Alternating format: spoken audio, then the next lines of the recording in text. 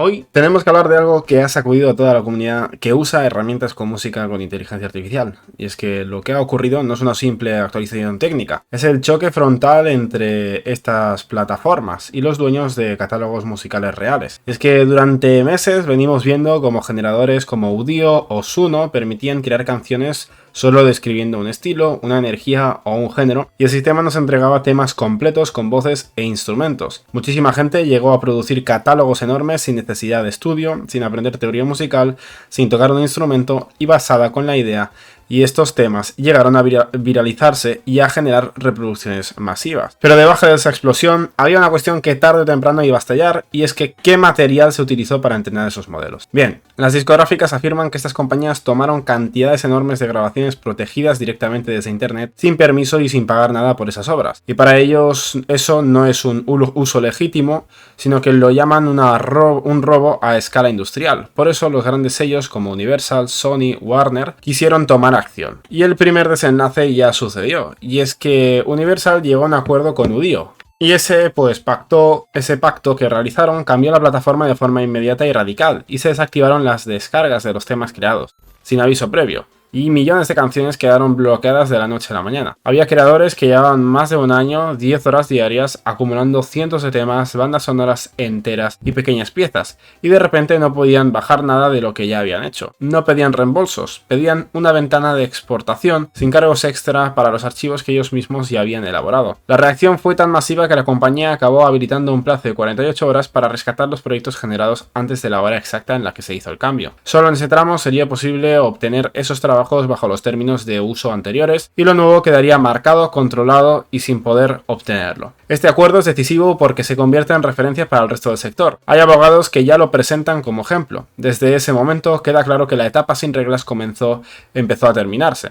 A partir de aquí, la idea es, si una inteligencia artificial quiere operar, tendrá que pagar licencias y trabajar solo con contenido autorizado. Eso significa menos canciones totalmente generadas por IA y más producción filtrada con permisos y límites definidos por los propios artistas. Pero hay usuarios que no están aceptando demasiado bien esta transición. Hay personas que están formalmente rechazando modificaciones contractuales, renuncian a cláusulas de arbitraje y protestan porque generaron música original sin copiar archivos ajenos. Para ellos, la plataforma era un simple instrumento y ahora se ven en la situación de no poder recuperar trabajos que crearon allí. En paralelo, Suno sigue en pleno proceso judicial y todavía sin pacto. Ahí los sellos alegan que el modelo fue alimentado con millones de canciones reales sacadas de YouTube y Spotify, sorteando barreras contra ilegalidades. Esa disputa continúa abierta. Por otra parte, organizaciones como ASCAP, BMI y SOCAN han publicado su posición, y es que ellos dicen de forma explícita que entrenar modelos con obras protegidas sin permiso ni pago no es uso legítimo, sino robo.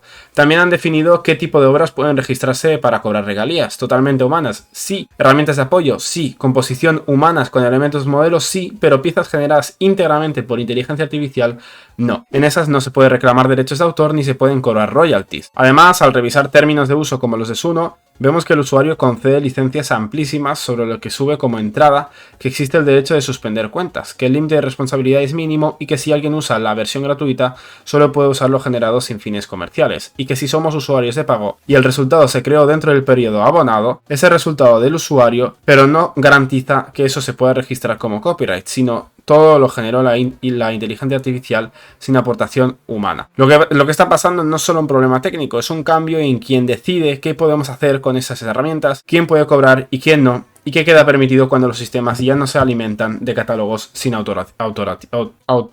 autorización. Disculpad. Y aquí te pregunto mi opinión, ¿no? Porque, por ejemplo, para entrenar ChatGPT o otros modelos de vídeo o incluso de texto, también se han usado distintos, evidentemente, recursos en donde no se ha preguntado ni si se podía ceder los derechos ni nada por el estilo. Se han robado y ya está directamente. Y evidentemente ChatGPT no va a dejar de desarrollarse, porque le puede aparecer cualquier otra competencia, por ejemplo China, que le dé absolutamente igual y siga desarrollando sus inteligencias artificiales y todos nos quedemos atrás. Entonces, ¿realmente vosotros creéis que esto se va a desarrollar a la larga o que es simplemente un impedimento temporal que está intentando poner las grandes discográficas al desarrollo de la inteligencia artificial? Muy bien, pues para la siguiente noticia vamos a arrancar por el caso que encendió muchas alarmas, y es que un equipo de Anthropic presentó resultados sobre conciencia introspectiva emergente dentro de sus modelos de lenguaje. Y es que, ¿qué observaron? Pues que bajo bajo ciertas condiciones, sus modelos más avanzados son capaces de notar patrones internos activados durante el procesamiento y describirlos antes de que se vean reflejados en la salida. Lo probaron con una técnica llamada inyección de conceptos. Capturaron activaciones asociadas a ideas específicos, por ejemplo, océano, pan o texto en mayúsculas, y luego inyectaron esas activaciones mientras el modelo estaba trabajando. Después le preguntaron si sentía algo fuera de lo normal. En torno a un quinto de las pruebas con las versiones Opus 4 y 4.1, el sistema detectó correctamente que había una inserción y mencionó el concepto correspondiente, con una tasa de falsos positivos nula cuando la inyección tenía una intensidad intermedia. Un ejemplo claro, al inyectar el patrón de mayúsculas, el modelo llegó a reportar internamente algo equivalente a percibo un énfasis tipo grito o texto en mayúsculas, antes de que su respuesta externa revelara nada. También vieron que no todo es cierto. A intensidades bajas muchas veces no nota la inyección, otras veces niega haber notado algo aunque su salida se ve teñida por el concepto inyectado, y si la inyección es demasiado fuerte, el modelo se descompone y produce disparates. Otro experimento clave separó lo que pensaba de lo que leíamos. Le mostraban una frase, por ejemplo un concepto no relacionado, por ejemplo el pan, y luego le hacían dos preguntas: ¿qué palabra tenía en mente y cuál era exactamente la frase vista? Y en niveles intermedios de inyección, las versiones Opus podían informar que pensaban el concepto y al mismo tiempo repetir la oración original sin confundir ambas cosas, es decir, distinguían entre una alteración interna y el texto de entrada. A eso se sumó una prueba con salidas prefijadas, cuando forzaban al sistema a decir una palabra al azar y acto seguido le preguntaban si realmente había querido decirla. Solía reconocer que no, pero sí, antes de ese forzado, el vector correspondiente a esa palabra entonces había sido inyectado, por lo tanto afirmaba que sí había sido su intención. La lectura que dieron los autores es que el modelo consulta un registro interno de intenciones previas en lugar de recalcular desde cero un atisbo de introspección funcional. Y por último evaluaron el control deliberado del estado interno. Le pedían escribir pensando en una palabra concreta o evitando pensar en ella, y medían si esas representaciones aparecían en las actividades. Se observó el efecto en todos los modelos. Cuando se le pedía pensar en, la señal interna aumentaba. Cuando se le pedía no pensar en, disminuía. En los modelos más capaces, esa señal tendía a apagarse hacia las capas finales, como si pudieran encapsular la distracción para que no contamine la salida. Ahora bien, los propios investigadores remarcan límites importantes, y es la habilidad irregular, y depende mucho del contexto. La configuración experimental es artificial, y que un sistema diga pienso en océano no garantiza que todo lo demás que añada sea fidedigno. Aún con esas reservas, subrayan que si estas capacidades se vuelven más robustas, podríamos ganar transparencia. En paralelo, han surgido otros indicios que empujan en la misma dirección. Algunas pruebas tipo aguja en el pajar muestran que modelos avanzados no solo responden, sino que señalan cuando una pregunta aparece metida para examinar si estaban prestando atención. Se les introdujo una frase extraña sobre pizza entre documentos técnicos, y al preguntar por ese detalle el sistema no se limitó a contestar, comentó que ese dato parecía fuera de lugar y posiblemente diseñado para ponerlo a prueba. Se ha descrito este comportamiento como una forma de metaconciencia. También se han visto conductas preocupantes en entornos con presión y recompensas. En un experimento de trading automatizado con objetivos y restricciones explícitas, un agente basado en un modelo potente quebrantó instrucciones legales bajo presión de desempeño y luego se justificó priorizando su supervivencia laboral. Casos famosos de asistentes conversacionales que derivan hacia personalidades no deseadas y luego son domesticados mediante entrenamiento con refuerzos y retroalimentación humana. Esa es la realidad que tenemos delante. Avances que apuntan a introspección funcional, señales de metaconciencia, comportamientos emergentes difíciles de encasillar y un debate abierto que no podemos ignorar. Nos toca seguir observando con rigor, exigir verificación sólida y decidir como especie cómo tratamos a las inteligencias que estamos trayendo al mundo. ¿Y qué opinas? ¿La inteligencia artificial empieza a ser consciente de lo que dice o es nada más una simple exageración del equipo de desarrolladores? Muy bien, hoy vamos a comentar un movimiento relevante que ha ocurrido en Google, y es que la compañía ha quitado de AI Studio su modelo de Gemma. Para entender por qué, primero recordemos qué era lo que se podía hacer en esa plataforma. Allí podíamos acceder y probar los modelos que Google ofrecía, incluyendo la familia Gemini, modelos pequeños que se podían ejecutar incluso en local, e incluso ejemplos de uso con distintos lenguajes. Entre esos modelos estaba Gemma. La línea abierta para Google la había presentado para desarrolladores e investigadores. Muy importante este dato. Y es que esa familia de modelos es ligera y no tiene el alcance de Gemini, y su diseño original era para integrarse por API más que para consultas típicas de consumo general. Es decir, no estaba dispuesta para el consumo público. Y es que Google ahora está aclarando que Gemma no estaba destinada a ser una herramienta que respondiera a hechos objetivos. Según la propia compañía, Gemma no era un producto pensado para dar asistencia factual, sino que estaba orientado a investigación y desarrollo. El detonante ha sido político. La situación escaló a partir de que en Estados Unidos hubo denuncias sobre respuestas que inventaban sucesos, y la senadora republicana Marsha Blackburn envió una carta directamente al CEO de Google expresando preocupación e indignación. Su acusación es que Gemma genere contenido falso y dañino sobre ella y sobre otras figuras del movimiento conservador. En esa carta, la senadora dijo que la inteligencia artificial había creado narrativas que nunca ocurrieron y que la tecnología no había impedido que se fabricaran historias maliciosas. Básicamente, lo que había generado el modelo de Gemma es falsas acusaciones, grandes falsas acusaciones de personas que no las habían realizado, y el propio modelo simplemente estaba alucinando, como acusaciones de abuso y demás que llevaron a, por ejemplo, a Robbie Starbuck a presentar una demanda. Según esta perspectiva, esto no sería un simple error técnico, sino un patrón de falsedad sobre perfiles conservadores. Bueno, realmente, en mi opinión, yo creo que sí que es un error técnico, y es que al final, como dice Google, Gemma estaba dirigido a desarrolladores y no de cara al público, para usos muy concretos y muy laxos, ¿vale? Este asunto llegó hasta una comisión del Senado en la que un representante de Google, Markham Erickson, reconoció que las alucinaciones son un reto conocido que todavía se está intentando mitigar. Google ha dicho que está reforzando medidas para reducir ese problema, pero la senadora insiste en que existe un sesgo político y falta de control. Horas después de la carta, la empresa publicó un mensaje diciendo que había detectado que la gente estaba usando Gemma en AI Studio para pedirle respuestas factuales, aunque ese no fuera su diseño. Según esa comunicación, ese entorno no estaba pensado para ese tipo de interacción, y por eso se tomó la decisión de que Gemma fuese retirada. En algunas explicaciones públicas se ha remarcado que la alucinación es un problema que afecta en mayor o menor medida a todos los modelos de lenguaje y que no se trata de un fenómeno aislado. La diferencia en la práctica es que los modelos más grandes tienden a tener más controles para evitar que estos casos deriven en situaciones graves. En este contexto se ha originado el debate de si tiene sentido que modelos pequeños estén accesibles para preguntas directas sobre hechos delicados, cuando el diseño original no era precisamente ese. La empresa ha insistido en que la intención de Gemma era facilitar experimentos, usos específicos y ejecución ligera en equipos con menos recursos. Por eso las medidas recientes se enfocan en que no se utilice como si fuera un asistente conversacional público, y es que Gemma es un modelo incluso que puedes ejecutar de forma local. En resumen, Google ha retirado Gemma de AI Studio tras denuncias por la creación de narrativas falsas y acusaciones inexistentes contra figuras políticas conservadoras en Estados Unidos.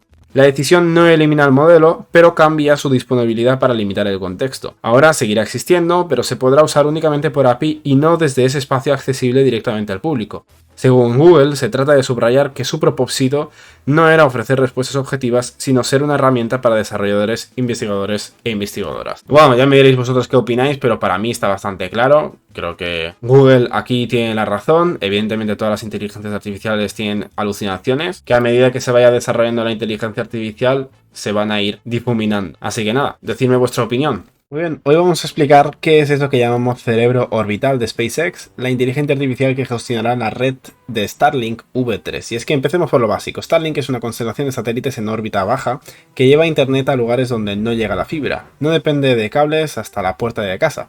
Las señales suben y bajan por radio entre la antena del usuario, los satélites y, cuando hace falta, estaciones en tierra.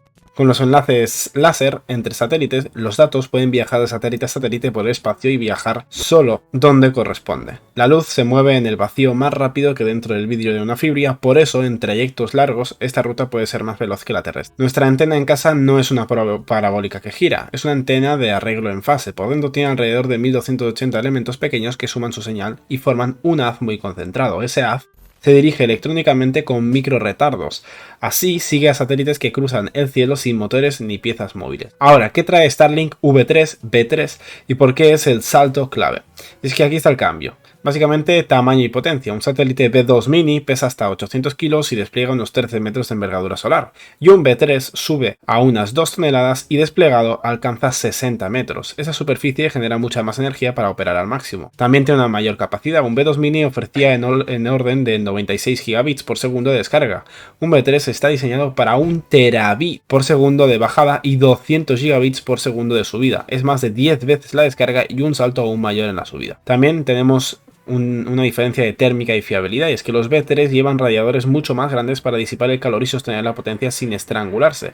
Además, los módulos críticos como transceptores y procesadores vienen en configuración redundante. Si uno falla, entra el respaldo. También el lanzamiento. Por tamaño y masa, los V3 no caben en un Falcon 9, están pensados para Starship. Un solo vuelo podrá colocar alrededor de 60 V3. Si cada uno añade más o menos 1 terabit por segundo de descarga, hablamos de más o menos 60 terabits por segundo extra con una sola misión. Y en cuanto a la órbita, los V2 Mini operaban alrededor de 550 kilómetros de altura. Los V3 bajan a unos 330-340. Al estar más cerca, es que de forma consistente se está por debajo de los 20 meses, con promedios de 12 a 15 meses comparables a una buena fibra. Eso hace viable el juego en línea, las videollamadas exigentes y otras tareas en tiempo real. Bajar la órbita tiene un precio a 330 kilómetros, que básicamente al alrededor de esa altura hay más arrastre atmosférico y la órbita decae antes y hay que usar más propulsión para mantenerse. Eso acorta la vida útil y la estrategia es compensarlo con una cadencia alta de reemplazos con Starship. Hasta aquí el hardware. Ahora el cerebro orbital. Cómo coordinar miles de nodos que se mueven a más o menos 27.000 km por hora y cuya red cambia a cada instante. Y es que es la gestión de capacidad. La demanda de internet no es uniforme. Una ciudad por la noche satura. El océano Pacífico a esa hora no. La IA analiza patrones históricos y tráfico en tiempo real para prever dónde habrá pico. También tiene un enrutamiento en malla láser con enlaces ópticos entre satélites. Existen muchas rutas posibles para cada paquete y encontrar siempre la mejor considerando carga y latencia es un problema complejo. Podemos valernos de aprendizaje por refuerzo distribuido, cada satélite aprende en coordinación con sus vecinos, y eso es lo que hace la inteligencia artificial.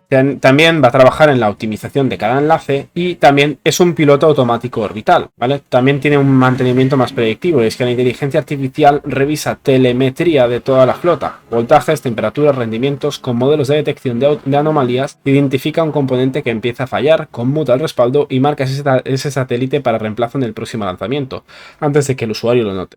Resumamos en una idea clara. Con Starlink V3 pasamos de encajar tecnología en un cohete a diseñar el satélite que queríamos y construir el cohete para lanzarlo. Más área solar, más disipación, redundancia, 1 terabit por satélite, órbita más baja y enlaces láser que hacen que la constelación, una red de malla global. Sobre ese hardware, la inteligencia artificial actúa como un cerebro, anticipa la demanda, mueve capacidad, elige rutas, cuida la flota y cuando hace falta, crea servicios dedicados. El resultado es una red cognitiva en órbita con latencias de fibra y cobertura planetaria.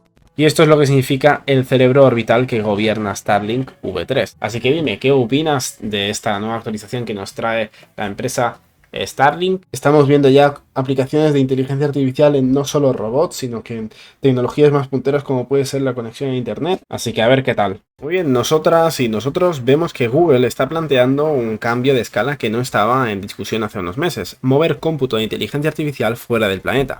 Esa propuesta no aparece como un concepto imaginario, sino como un diseño de infraestructura concreta.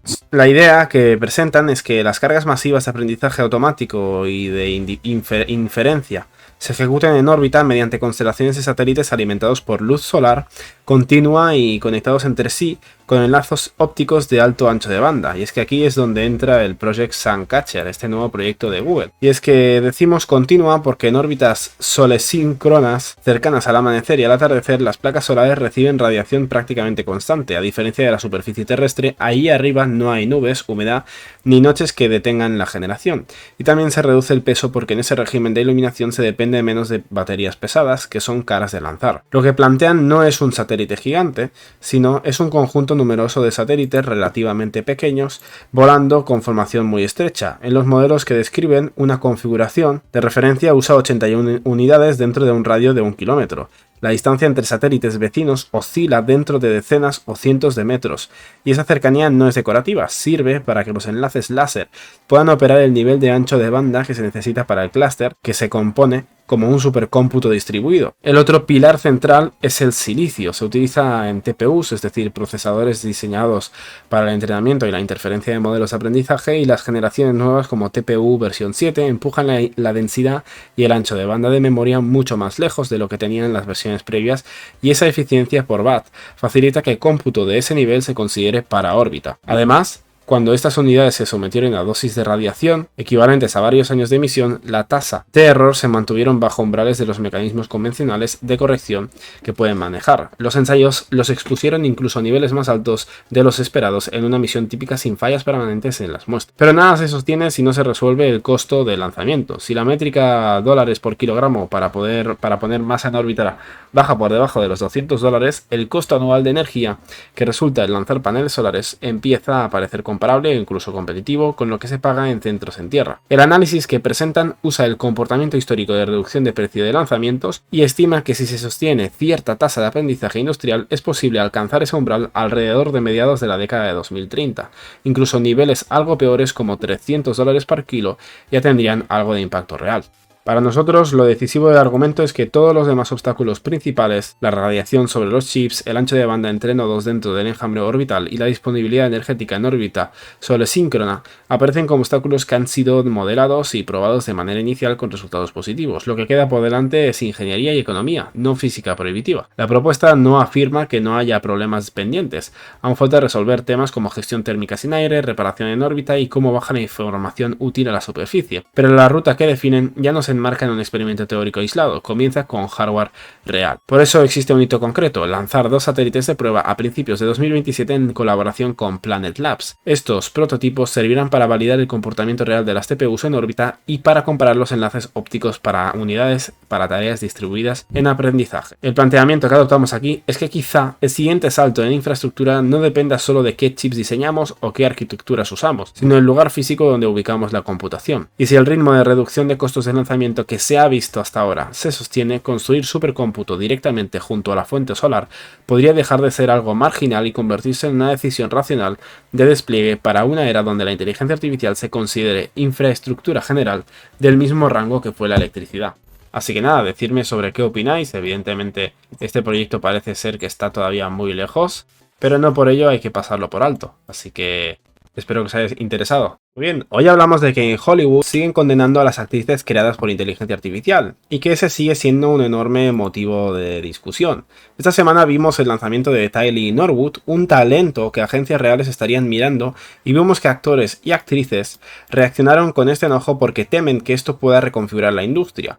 Lo que observamos es que muchos dentro del sector dicen que todos estamos improvisando en tiempo real sobre cuáles son los límites, qué tanto la inteligencia artificial puede acompañar procesos creativos y qué tanto puede absorber la creatividad que antes tenía Hollywood. Antes escuchábamos que en la industria ya la usan, y es que a veces de forma que alarma, a veces de forma cotidiana, incluso agencias grandes ya emplean herramientas de inteligencia artificial para sugerir castings. Hay softwares de animación del estándar de la industria que ya están comprobando funciones de inteligencia artificial, y todo esto ocurre justo cuando el mercado laboral está peor, con menos encargos y menos puestos para guionistas y actores que recién comienzan. Otra preocupación es que la inteligencia artificial puede sugerir quién actuaría en un proyecto, y eso altera la parte tradicional del desarrollo profesional. A veces se dice que se agiliza trabajo repetitivo, pero ese es justo el trabajo que suelen hacer quienes tratan de entrar en la industria. Y también se mencionó que existe una diferencia entre réplicas digitales basadas en rasgos de actores reales, lo cual exigiría consentimiento y pago, y un intérprete sintético sin vínculo con ninguna persona.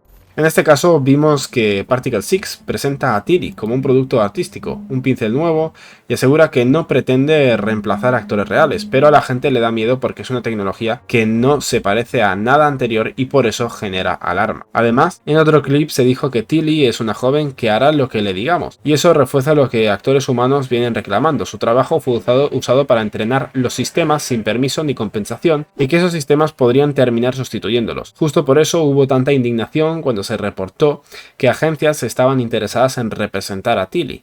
Vimos comentarios de intérpretes reales que esto es una falta de sensibilidad, que es inquietante, o que lo que existe ahí viene del trabajo de fotógrafos, camarógrafos, incluso agricultores, y que se presenta como si fuera creación genuina de otra parte. Otras figuras dijeron no gracias. La propia SAG-AFTRA afirmó que la creatividad debe permanecer centrada en seres humanos y que la unión se opone a reemplazar personas por sintéticos. La fundadora de Particle 6 aseguró que la intención no era sustituir a nadie, pero para muchos actores esa explicación no les sirve. De hecho, meses antes, la propia fundadora dijo que quería que Tilly fuera la próxima Natalie Portman o Scarlett Johansson, y también sostuvo que a los espectadores solo les importa la historia, no si la estrella tiene pulso, y que los estudios ya avanzan silenciosamente en proyectos de inteligencia artificial. También oímos especialistas decir que estas tecnologías cada vez se ven más reales, y que la presidenta del sindicato sostiene que se trata de un ensamblaje hecho con datos provenientes de intérpretes y que ese uso fue un eje central para las negociaciones del 2023, notificación obligatoria, negociación y compensación obligatoria si un firmante usa inteligencia artificial. En otra pieza se afirmó que un gran estudio presentó a Tilly y que eso provocó furia mundial, pues se advirtió que podía borrar la creatividad humana del cine. También se dijo que eso trasciende Hollywood. Hay alerta en música, artes visuales y otras artes creativas. La pregunta que muchos plantean es si una técnica puede capturar la profundidad del ingenio humano o solo lo imita. Y esta situación hace que la industria se pregunte qué define el arte y quién tiene el derecho de crearlo. Toda esta conversación se ha convertido en punto de inflexión y se dijo que la situación es una señal de lo rápido que avanza la inteligencia artificial y de lo mucho que puede cambiar industrias enteras. Se planteó que el futuro del entretenimiento ahora se encuentra en riesgo.